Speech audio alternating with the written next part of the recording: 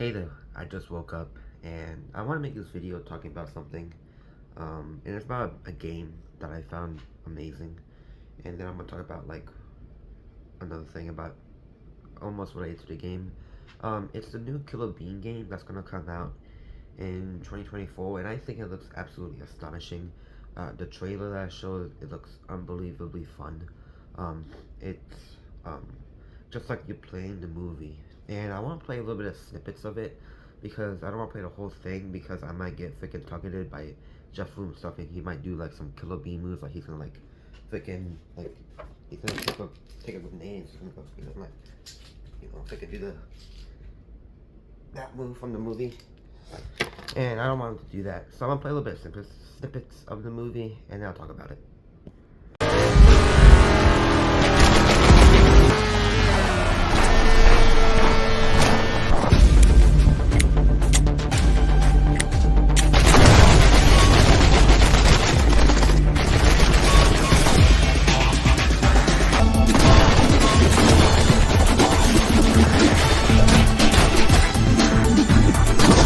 I don't want to play any more of it because I might get freaking dunked on by Jeff Lu himself.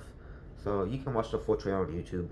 I just show a little bit of just a little bit of it, like a little taste, like a little, little like sample of it, of like what you can expect from it. And if you looked at it, or at least watched it, or get off this video, watch the trailer yourself, and then watch this video again. It may look like that. It looks freaking amazing. You can do so many things. Basically, like Max Payne meets open world game, but it's Killer Bean. Basically, that's what it is. Something Rockstar would never make. And what I want to get into is state of gaming right now. Big games right now in 2024 include games like Power. That blew up a whole bunch. Helldivers 2 is another good one. Lethal Company, that's another popular one. And now Killer Bean is gonna come out. That might be another good banger one. And you wanna know what's the same about those games? Like what makes them unique from other AA games? They're made by a little tiny team, like the freaking Teenage Mutant Ninja Turtles. That's how many people there were. There's about like 4 people working on it, or at least one person.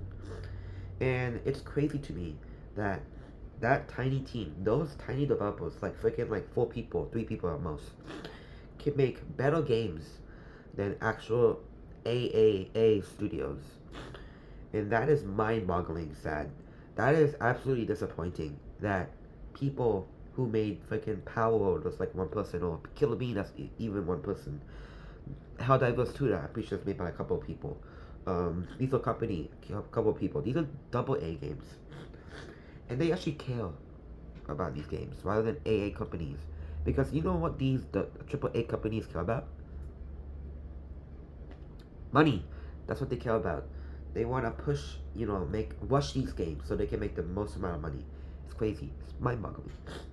But these double A companies that actually care about games, like they actually care about making games good for the people, so they can enjoy them. Triple A people just don't care. They just care about money. They care about quantity over quality, and that's sad. A good example of this is Assassin's Creed, or other games like freaking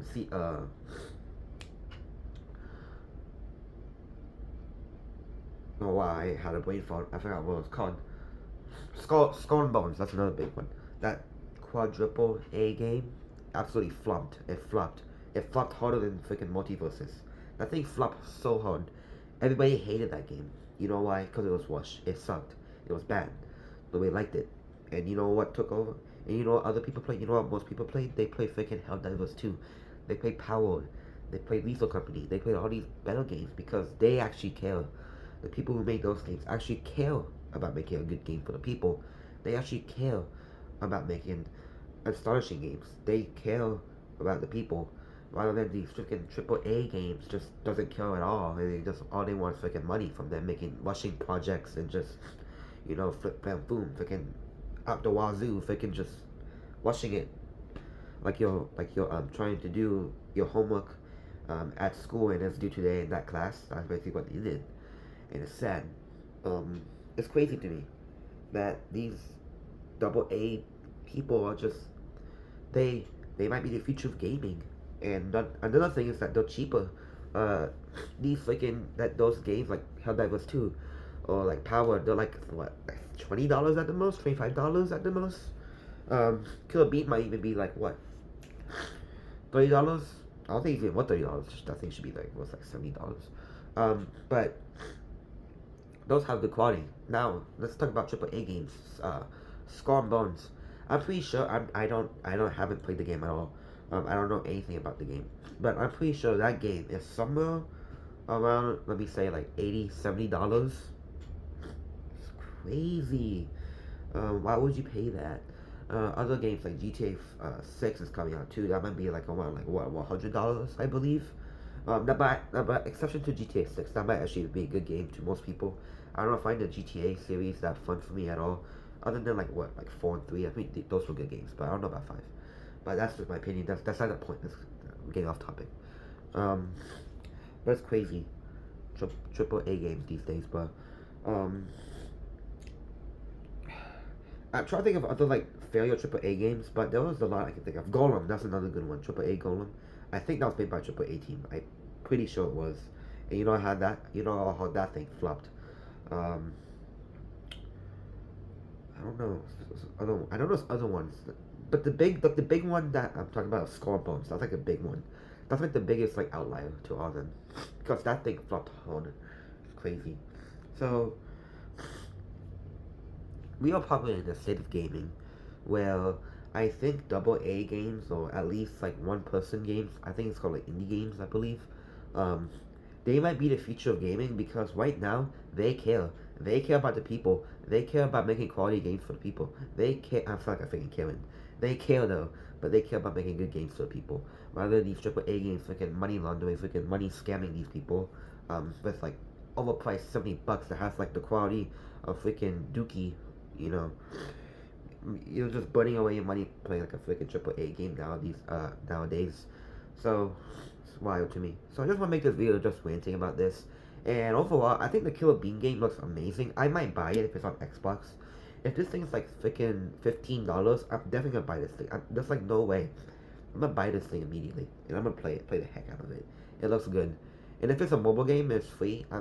You flick my phone. Yeah, I don't care if it's gonna go like low battery. I'll play that game. Because that Killer Bean game looks absolutely fun. And the fact that it's made by one person, Jeff Lu himself, I believe, it's crazy. It's crazy. That this is the state of gaming right now. And another thing is that you don't own games anymore, and there's all this thing about like piracy and that all these like streaming services are overpriced. Unbelievable. Unbelievable. Unfreaking believable. I might talk about that in another video talking about like piracy and like how piracy is gonna be like the future thing, and then that these companies trying to like persuade piracy, even though they're not, but they are. They are. So I might talk about that another time. But I just want to talk about this because it makes me mad, but also cool that there's a Killer Bean game coming out, and I might buy it. So I hope all these people who I know, or these YouTubers that I know, will play the Killer Bean game because absolutely it looks really good. And I know who will like the Killer Bean game. Charlie from Moist Critical. I know he'll like it. I don't got anything else to say. Thanks for watching.